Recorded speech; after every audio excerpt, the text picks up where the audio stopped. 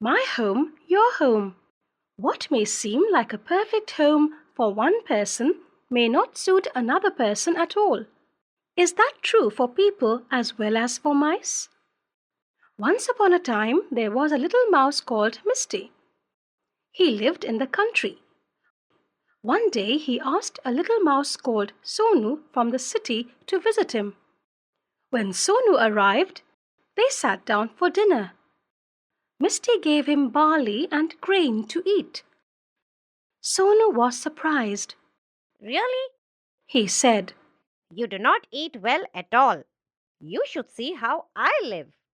I have all sorts of fine things to eat every day. You must come to visit me. It is really very nice to live in the city. Little Misty did just that. A few weeks later, he went to the city to visit his friend. Sonu took Misty to see a cupboard. It was in the kitchen of the house where he lived. They climbed onto the lowest shelf. There, behind some stone jars, stood a big paper bag of brown sugar. Little Sonu gnawed a hole in the bag. Then he invited his friend to nibble for himself. The two little mice nibbled and nibbled. Misty thought it was the most delicious thing he had ever eaten.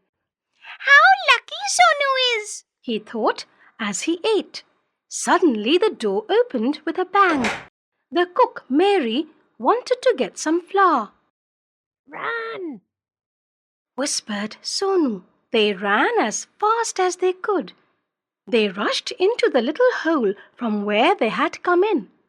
Poor Misty was shaking all over. However, Sonu said, That's nothing. She will soon go away. Then we can go back. after the cook had gone away and shut the door, they stole softly back. This time, Sonu had something new to show Misty. He took Misty into a corner on the top shelf. A big jar of raisins stood there open.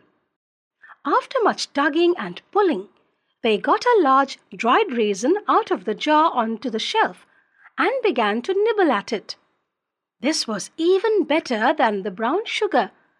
Misty liked the taste so much that he ate it as fast as he could. All at once, they heard a scratching at the door and a sharp, loud meow. What is that? asked Misty, alarmed. Sonu whispered. Shh! Then he ran as fast as he could to the hole. Misty ran after him. As soon as they were out of danger, Sonu said, That was Billu, the old cat. She is the best mouser in town. If she catches you, you are lost. This is really terrible. said Misty. Let us not go back to the cupboard again. No, Said Sonu. but I will take you to the cellar. There is something special there. So Sonu took his little friend down the cellar stairs.